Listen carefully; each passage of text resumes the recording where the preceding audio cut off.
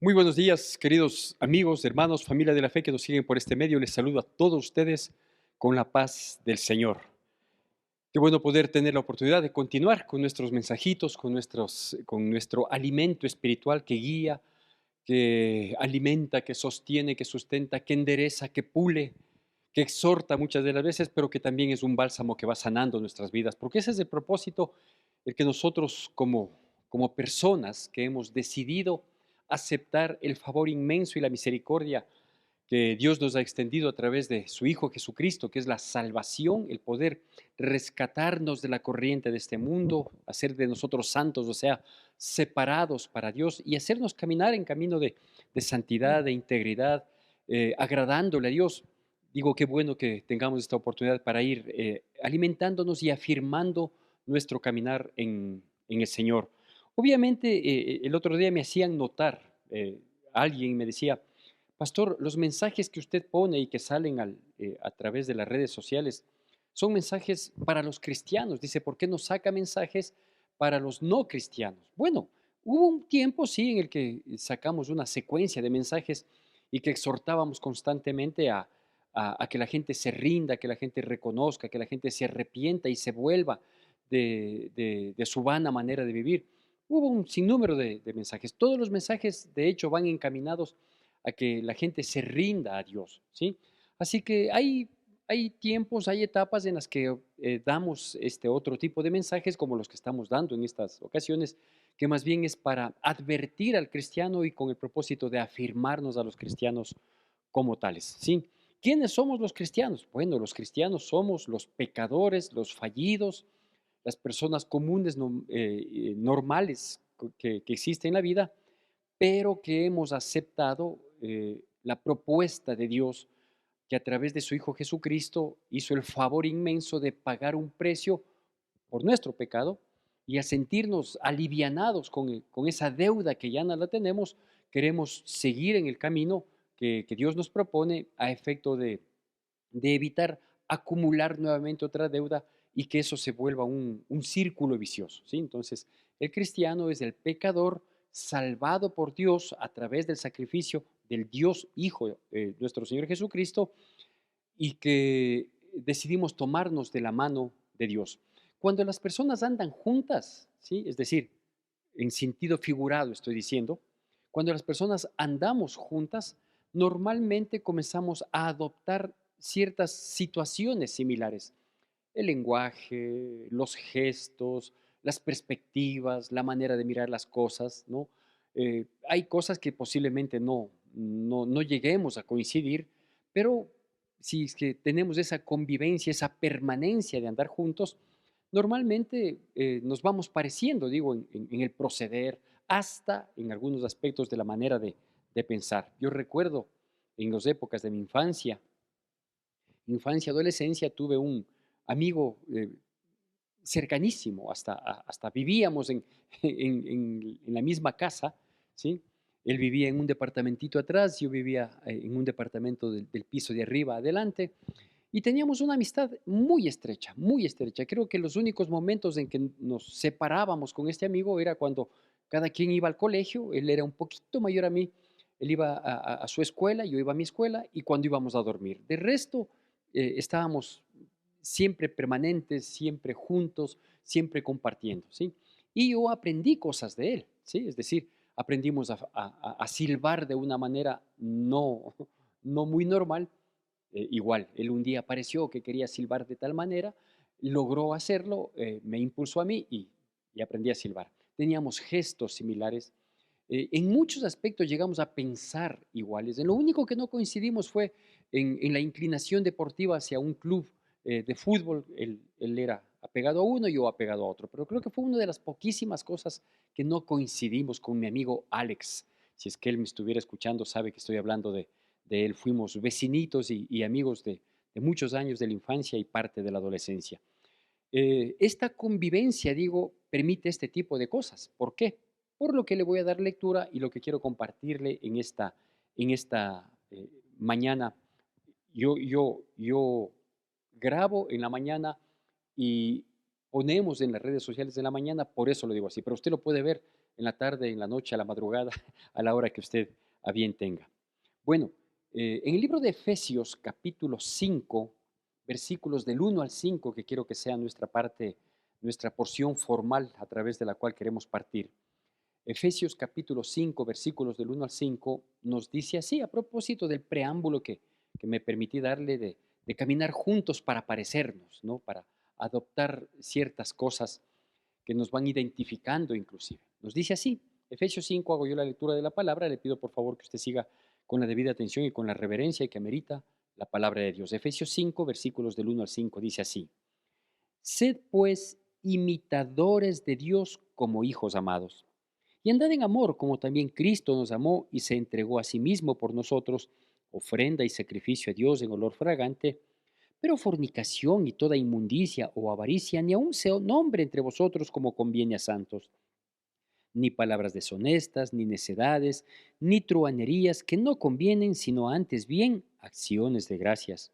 Porque sabéis esto, que ningún fornicario o inmundo o avaro que es idólatra tiene herencia en el reino de Cristo y de Dios. Bueno, estos pocos versículos nos ilustran un poquito para continuar con lo que habíamos mencionado la semana anterior respecto de la necesidad de permanecer en la congregación, no dejando de congregarnos como tomábamos aquel versículo, y permanecer sumando, es decir, no permanecer por permanecer, no permanecer para criticar, no permanecer para ver qué pasa, ni tampoco volverse un religioso, es decir, hay gente que ha asistido por años a una iglesia, pero que nunca fue parte de una familia, ¿sí? De la familia de la fe. ¿Sí? Entonces, esa era la idea, y decíamos, ¿por qué permanecer en la iglesia y tratar de ser activo, tratar de ser parte de en la iglesia? Porque decíamos que hay un mundo, ¿sí? El mundo, el que está fuera de las cuatro paredes de la iglesia, al que nos exponemos diariamente cuando salimos temprano de casa para cumplir nuestras labores, para ir a la universidad, al colegio, al trabajo, ¿sí? Ese mundo que está fuera del círculo cristiano que es en la congregación y obviamente tiene que ser en la familia, es un mundo que ofrece un menú muy amplio, muy apetitoso, muy simpático, es bastante atrayente, ¿sí?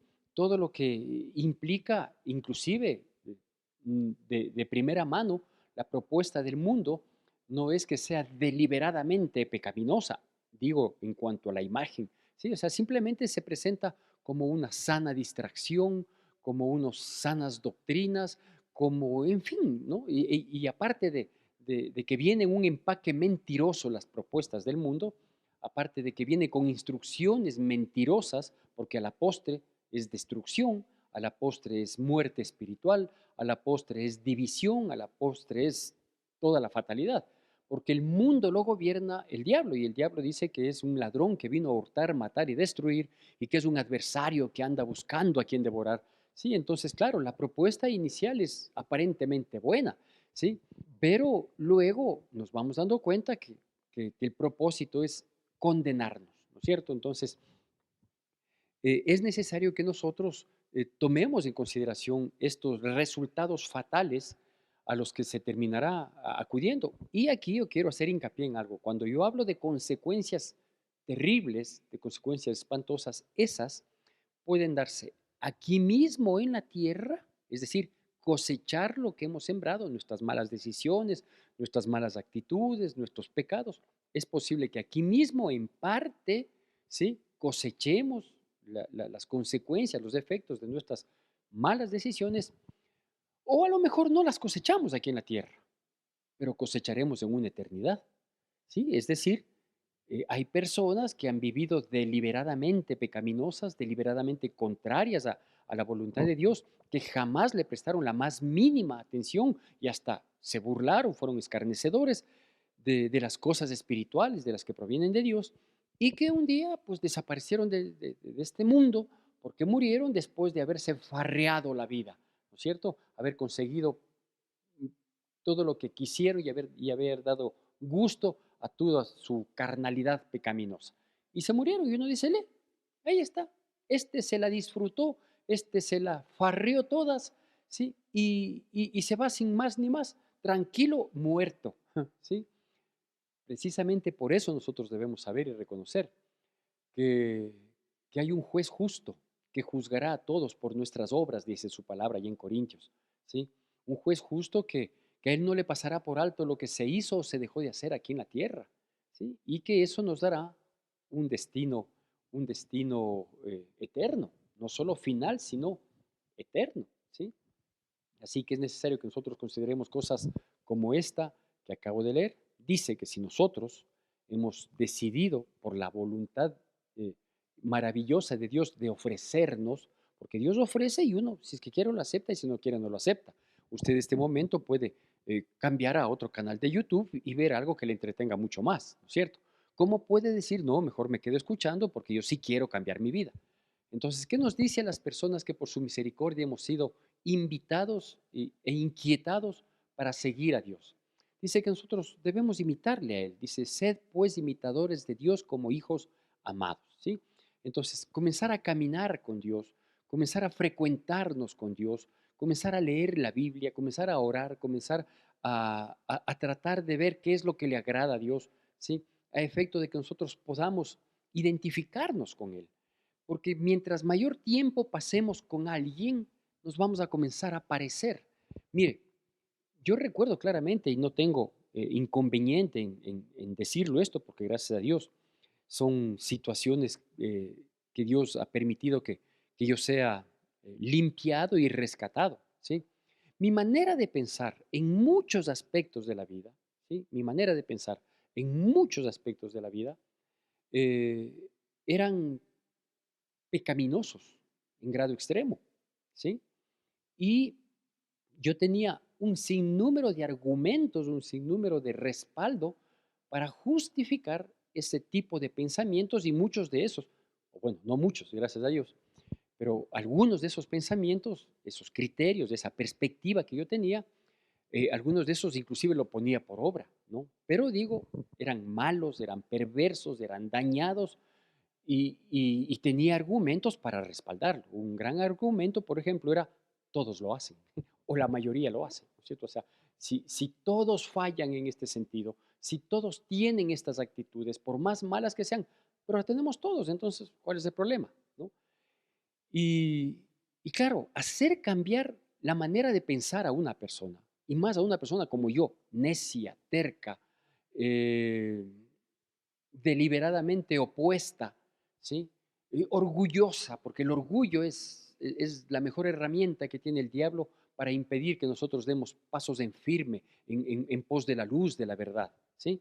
Entonces, cambiar esa perspectiva, ese criterio que tenía, vea, por decirlo algo, ¿no? Que tenía de las finanzas, que tenía de las mujeres, en el caso mío que soy hombre, que tenía de la moralidad, la misma que yo me había impuesto, que tenía respecto de los disfrutes de la vida, es decir, de toda la perspectiva de la vida, de todo, de cómo manejar mis relaciones interpersonales dependiendo de quién y con quién, etcétera, etcétera. ¿Sí? Tratar de cambiar a una persona con una mente tan equivocada, con unos pensamientos, con unas ideas, con unos conceptos establecidos tan equivocados, era imposible. Era imposible, ¿sí? Por eso es que cuando a mí de pronto alguien me ve y me dice, te han lavado el cerebro, yo digo, gracias a Dios, bendito sea el Señor, que lavó mi mente pecaminosa, pervertida, podrida, manchada, sucia. Pero cómo llegué a este punto de darme cuenta con total claridad y entendimiento que aquel estilo de vida que obedecía a una perspectiva de vida que yo llevaba estaba totalmente equivocado?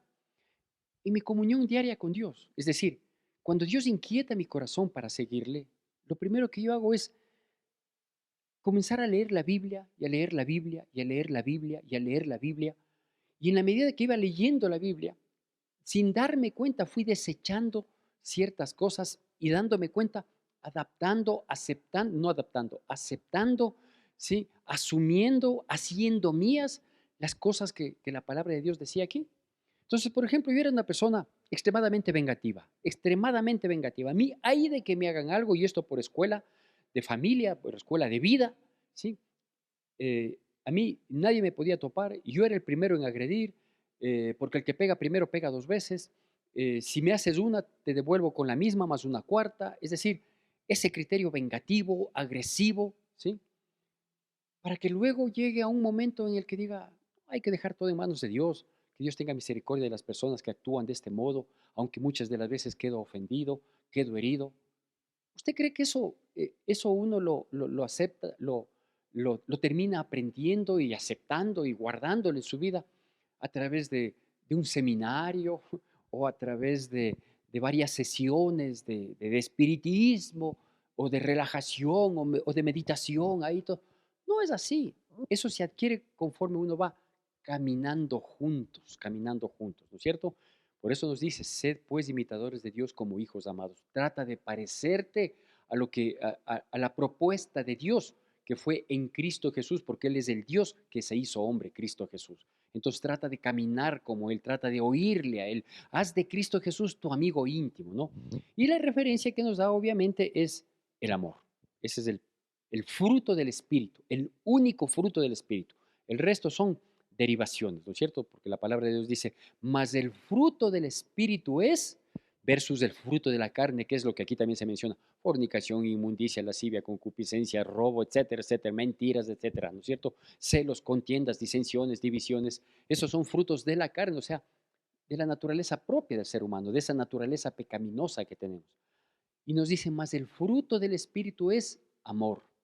Y si es que hay ese verdadero amor, sí, que ya le voy a explicar hacia dónde va dirigido, si es que hay ese verdadero amor, entonces se derivan las otras cosas, ¿no? Gozo, benignidad, bondad, mansedumbre, templanza, etcétera, etcétera.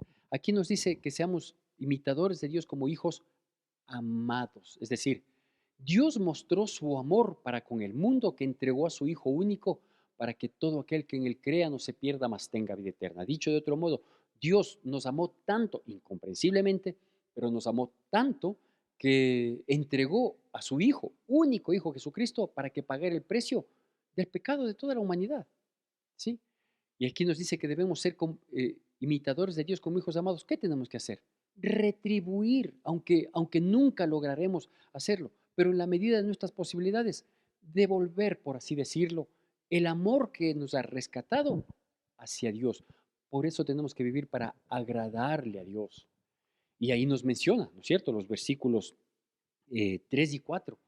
Nos dice, por lo tanto, ¿sí? Fornicación, adulterio, todas esas cosas, ¿no? Aquí nos dice fornicación, inmundicia, avaricia. eh, Más abajito, el versículo 4 dice, palabras deshonestas, necedades, truanerías. Eso es por ejemplo, de una lista sin fin que podríamos enumerar de nuestras vidas. ¿Sí? Dice, eso ni siquiera se menciona en ustedes. Eso ni siquiera se menciona, eso no nos conviene a nosotros si es que somos imitadores o si es que deberíamos ser imitadores de Dios como hijos amados.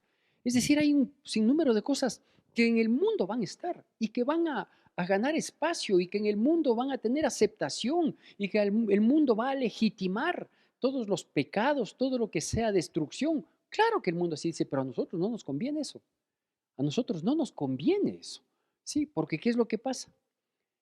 Si nosotros comenzamos a abrir una pequeña brecha en nuestra vida cristiana, en nuestro compromiso con Dios, en nuestro caminar aferrados, asidos de su mano, donde nos aflojamos un poquito la mano. A mí me viene a la mente esto porque yo aprovecho el tiempo que estoy con mis nietos, ¿sí? Y con mi nieto, el más chiquito, él, si bien ya camina solo, pero cuando quiere ir a tal o cual lugar, se toma de mi mano, ¿sí?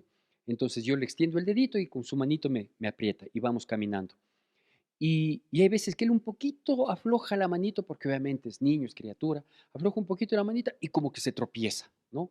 Entonces yo soy el que le sostengo.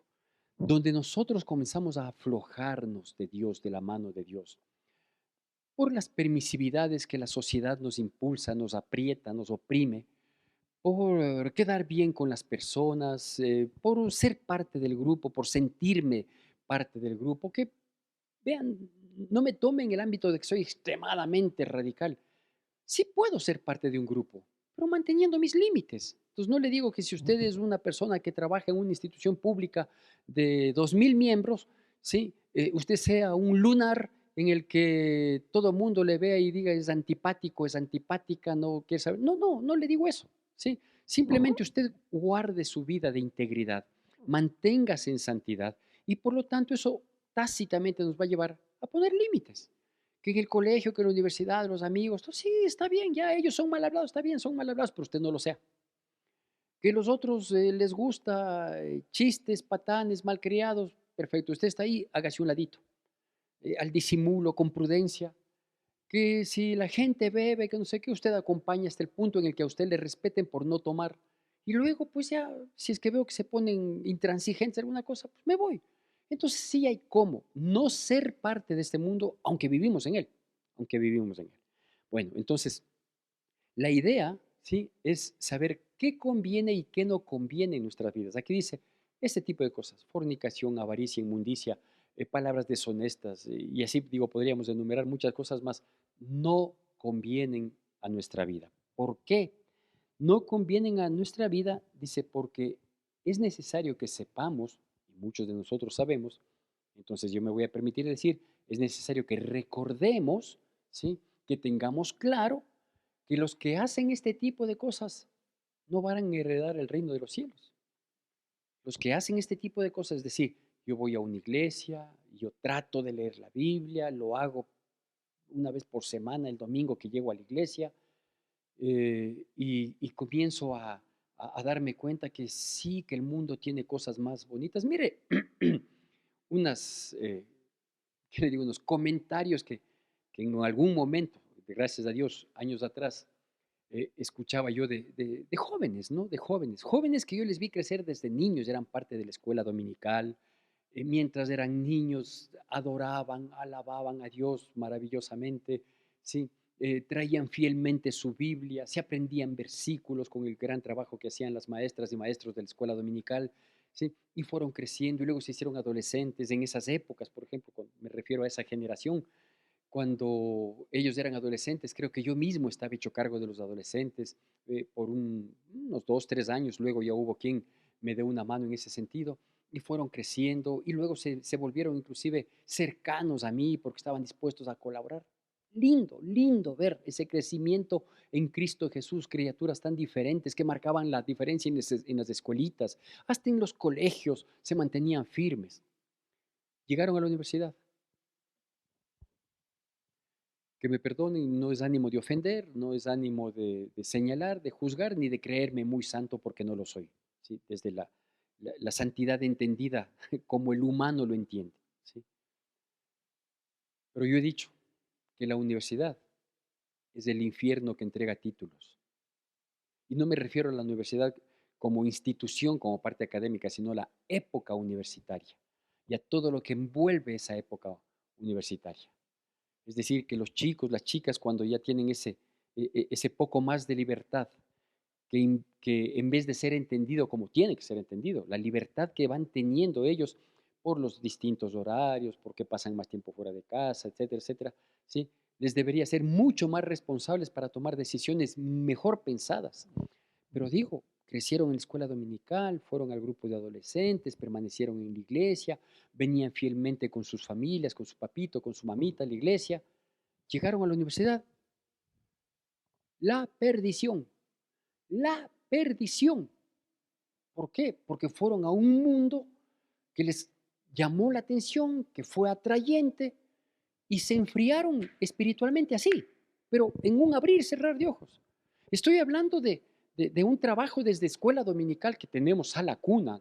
Obviamente no les compartimos la palabra a los de sala cuna, pero a partir de los 2, 3 años creo que es que ya se les comienza a hablar de Dios y los jueguitos y los dibujitos y toda la labor maravillosa que hacen en la escuela dominical. Todo enfocado a Dios, todo enfocado a una vida de principios, de santidad.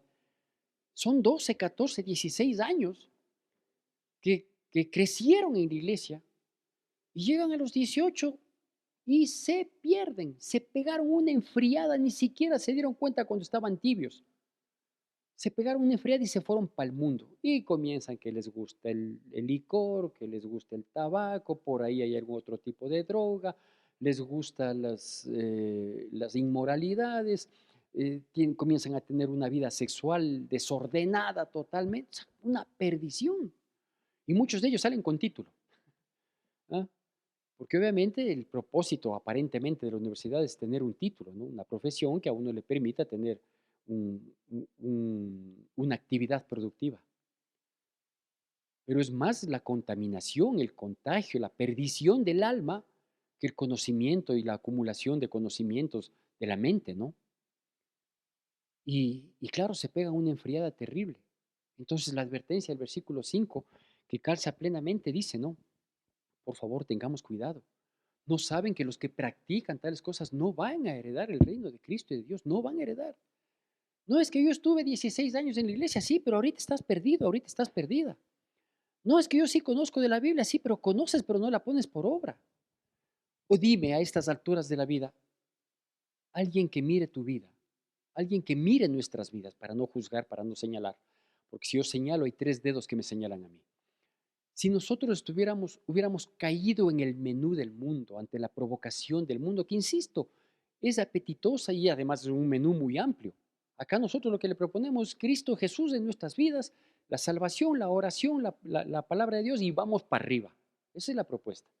Aquí no hay, al menos en las iglesias en las que mantenemos la sana doctrina, aquí no hay cristotecas, por ejemplo. Es decir, hacer unas reuniones juveniles que les agraden a los jóvenes. No, nosotros no hacemos lo que les agrada a los jóvenes. Nosotros hacemos que a los jóvenes les agrade Cristo Jesús. Eso hacemos. ¿Sí? Nosotros no hacemos que la gente se sienta bien. Nosotros hacemos que la gente haga sentir bien a Dios. ¿Sí? Nosotros no queremos que la gente se identifique con un líder o con una persona que es súper cool, súper chévere, que marca una diferencia inclusive dentro del mismo cristianismo. No, nosotros aquí tratamos de ser imitadores de Dios como hijos amados. ¿Sí? Entonces, obviamente digo, el menú que ofrece el mundo versus la propuesta divina, preciosa, grandiosa, maravillosa que propone la iglesia, ellos tienen un menú más amplio, mucho más divertido, de menos esfuerzo o ningún esfuerzo, porque en el mundo, para uno vivir en ese mundo, solo se necesita dejar llevar por el instinto. Acá no, acá sí hay que pensar, acá sí hay que decidir, ¿sí? Pero el riesgo, digo, es este, ¿no? De que uno no se da cuenta, y cuando hablo de esta transición tan brusca que hay de chicos y chicas que crecieron en la iglesia hasta el colegio, en donde se les podía tener algún control, y que llegan a la universidad es un ejemplo nada más, ¿no? Porque también hay personas que ya fueron padres de familia, madres de familia, que vinieron y que aparentemente estaban afirmadas en los caminos de Dios, igualmente porque tienen un ancestro cristiano o qué sé yo, ¿sí? Y que en un momento igualmente se apartan, se alejan, fruto de la influencia de las amistades, del barrio, de las viejas amistades que se reencontraron del colegio, de la universidad, o simplemente de la gente de su trabajo, ¿no? Sabe que la gente de su trabajo el viernes sale desaforada a farrear y la otra persona que salía los viernes rápido para ir a la iglesia, le llamó la atención que es mejor quedarse por ahí tomándose un cafecito, un inofensivo cafecito. Claro, por ahí se comienza y uno se enfría. ¿Sabe cuál es el resultado de estas situaciones? Bueno, me voy a permitir darle lectura de un par de versículos que son un proverbio, o uno de ellos es un proverbio, un versículo. Y es un proverbio y los proverbios usted sabe que son enseñanzas pequeñas, cápsulas de enseñanza de la sabiduría eh, popular inclusive, ¿sí? Y que se encuentra allá en Segunda de Pedro capítulo 2 versículos 21 y 22. Y dice así, va a salir en su pantalla. Segunda de Pedro capítulo 2 versículos 21 y 22 dice, porque mejor les hubiera sido no haber conocido el camino de la justicia, que después de haberlo conocido, volverse atrás del santo mandamiento que les fue dado. Pero les ha acontecido lo del verdadero proverbio. El perro vuelve a su vómito y la puerca lavada a revolcarse en el cieno. Pero sabes que los que hacen tales cosas no heredarán el reino de Cristo y de Dios. Porque hubiera sido mejor nunca haber conocido, nunca haber sabido, nunca haber disfrutado de esa mano extendida de Dios, nunca haber disfrutado de esa liviandad que le trae a uno el saberse perdonado y que después de haberlo hecho, uno dé un paso al costado.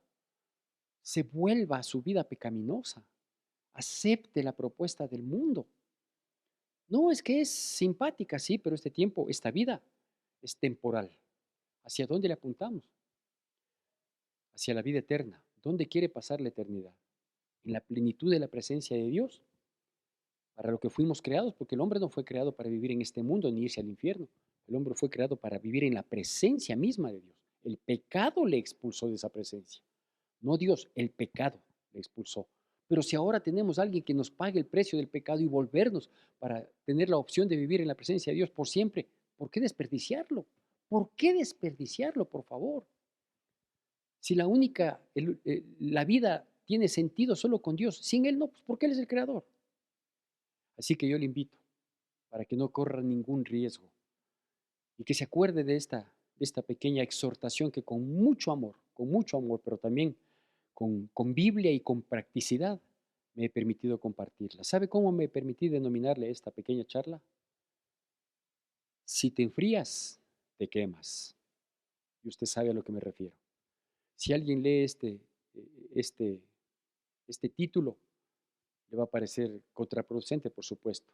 Pero usted que escuchó este mensaje sabe que no es así. Si te enfrías, te quemas. Que Dios tenga misericordia. Que Dios nos exhorte a través de estos mensajes a efecto de volvernos y volvernos de todo corazón a sus caminos, porque Dios tiene planes y propósitos y esos siguen vigentes. Que nosotros hayamos dado un paso al costado es otra cosa, pero siguen vigentes. Vamos para adelante. Los tiempos son difíciles. Las señales y los anuncios de los tiempos advertidos en su bendita palabra nos dicen que el Señor está a la vuelta de la esquina. Yo no quiero irme a ningún otro lado que no sea con mi Señor Jesucristo. Que Dios bendiga poderosamente nuestras vidas en Cristo Jesús.